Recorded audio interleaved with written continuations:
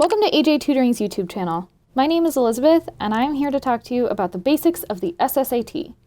But before we begin, don't forget to like and subscribe for more great tips and tricks. The SSAT is a test administered by the EMA. It stands for Secondary School Admissions Test and has several levels. In a moment, I'm going to go over things in more detail, but if at any point you start to get overwhelmed or feel like you need some extra support in preparing for your test, please give us a call. We have a whole team of friendly, well-trained tutors who would love to support you through the entire process. There are 3 levels of the SSAT. You can figure out which level you need to take based on which grade you're in when you take the test. The SSAT is accepted by non-Catholic private high schools and most private middle schools. We typically recommend that you take the SSAT only if you're applying to boarding schools or need to take it as a retake option. Most schools also accept the ISEE, which students tend to prefer. Additionally, if you're applying to a Catholic high school, you'll need to take the HSPT. We have videos on the ISEE and HSPT linked on our page, and we'll also put them below. The SSAT is offered on 8 different Saturdays throughout the year, and you can take the test on as many of those Saturdays as you'd like. There's also an option for something called a flex test. You schedule with and pay a private company to administer the test for you on a day and time that works best for you. You can only use the flex test option once, but if you're looking for more information about flex testing, give us a call and we can help you out. I'm going to talk about what's tested on the upper level exam next, but if you want more information on the middle or elementary levels, let us know in the comments. The middle and upper level tests have the same timing, and all 3 levels of the test give short breaks. You have a lot of questions to get through pretty quickly, so it's important to manage your time.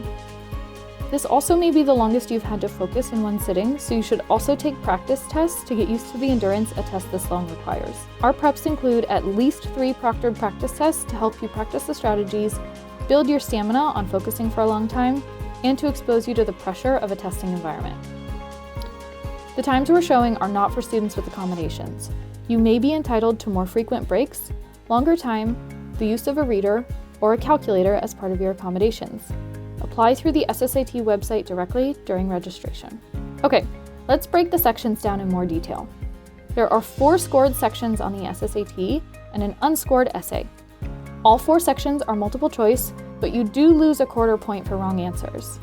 If you can eliminate answer choices, you should still try to guess. If you're completely lost, you may want to skip it, but the math does end up neutral in a statistically perfect world. Let us know in the comments if you want me to show you what I mean. The test begins with an essay. You don't have a lot of time to gather your thoughts, but it will typically ask you a question about your opinion on something or a little bit more about you. This is your chance to show the admissions team more of your personality. We recommend writing a 4 or 5 paragraph essay response with a well-crafted thesis, evidence and analysis in your body paragraphs, and a relevant conclusion. Moving on to the quantitative section. There are 2 parts split into different sections of the test, and you're not allowed to use a calculator on either section. The math topics generally cover geometry, algebra, number properties, data analysis, problem solving, and logic, and there are always questions that test above grade level. You'll very likely see concepts that you're unfamiliar with, so don't panic when that happens. We have lots of strategies to help you get through this section, so definitely give us a call if you have any math anxiety. Now let's talk about the reading comprehension section. Your job here is to read up to 10 short passages and answer questions about them. The passages come from fiction, humanities, social studies, and science sources. They may ask you about main ideas, supporting details, information you can infer from the passage, vocabulary used, or the author's purpose. It's important not to let your opinions or outside content knowledge get in the way on this section. You have to answer the questions purely based on what the passage says. The next section is verbal. This section tests your vocabulary skills and your verbal reasoning skills. You'll be given questions that ask you to find a synonym for the given word, or questions that ask you to complete analogies. The best way to increase your vocabulary knowledge is to read at a challenging level. You'll be exposed to words you're unfamiliar with, and they'll be in context, so you're more likely to remember them. The final portion of the test is an experimental section. Your performance will not be scored and will not impact your overall standing. These are questions that the SSAT is testing out to make sure they're reliable and fair, so you should take them seriously. There are 6 verbal, 5 reading, and 5 quantitative questions. After you take your test, you can expect your score within 2 weeks. Your score report will show several different scores for each section. You'll have scaled scores, 2 groups of percentiles, and raw scores.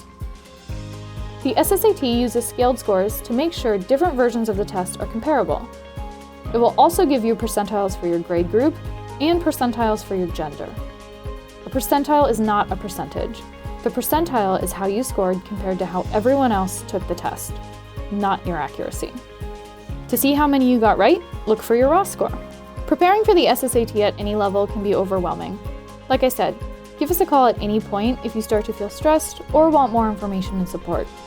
Our contact information is on our website linked below, and we'd be happy to guide you through the process online, in-home, or in one of our many Bay Area offices.